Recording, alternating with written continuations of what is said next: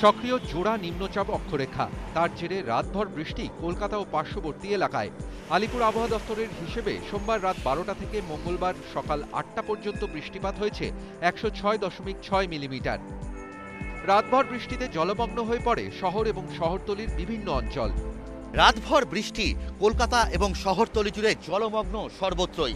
একদিকে যেমন কলকাতার উত্তর কলকাতার ঠনঠনিয়া গিরিশ পার্কের মতন এলাকা, পাশাপাশি বিটি রোডের টবিন রোডের একাংশ, তার সঙ্গে ভিআইপি রোডের চিনার পার্ক থেকে শুরু করে হলদিরামের একাংশ, সল্টলেক সেক্টর 5-এর বিস্তীর্ণ অংশ জলমগ্ন।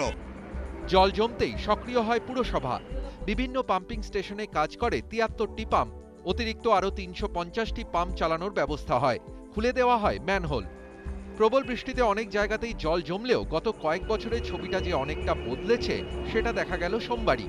আগে যেসব এলাকায় জল নামতে লেগে যেত 1-2 দিন, সেই সব এলাকাগুলিতে এখন জল নামছে মাত্র কয়েক ঘন্টায়। বৃষ্টি হলেই জল জমে ঠনঠনিয়া কালীবাড়ি এলাকায়। চিত্রটা কতটা বদলেছে! এই জল নামতে নামতে অন্তত 4 ঘন্টার টাইম আমাদের বের করতে। আগে তো আমরা দেখেছি এই ঠনঠনিয়া, আর্মা স্ট্রিট, এই সমস্ত এলাকায় জল যদি একবার জমতো 2 দিন পর্যন্ত জল থাকতো। না, সেটা এখন বর্তমান হয় না। আগের থেকে অনেক দিন আগে লেগে যেত, এখন এই 4-5 ঘন্টার মধ্যে নেমে যায়। না, আগের মতো না যে 2 দিন, সারাদিন 3 দিন লাগতো, এখন সেটা ক্লিয়ার হয়েছে। সোমবার বেলা বাড়তেই প্রায় সব জায়গা থেকেই জল নেমে যায়। জল জমে থাকায় ট্রাফিক জ্যামের যন্ত্রণাতেও তেমন ভুগতে হয়নি। দ্রুত জল নামানোয় সাফল্য পেলেও গা ছাড়া দিতে নারাজ মেয়র। উল্টে শহরবাসীকে জল যন্ত্রণা থেকে মুক্তি দিতে পুরসভা যে আরো কড়া পদক্ষেপ করবে স্পষ্টতই সে কথা জানিয়ে দিলেন মেয়র।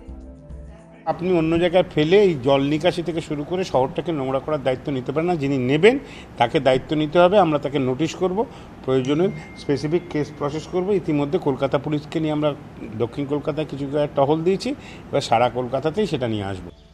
পুরসভার উদ্যোগে যে ফল মিলছে তার প্রমাণ মিলল সোমবারই।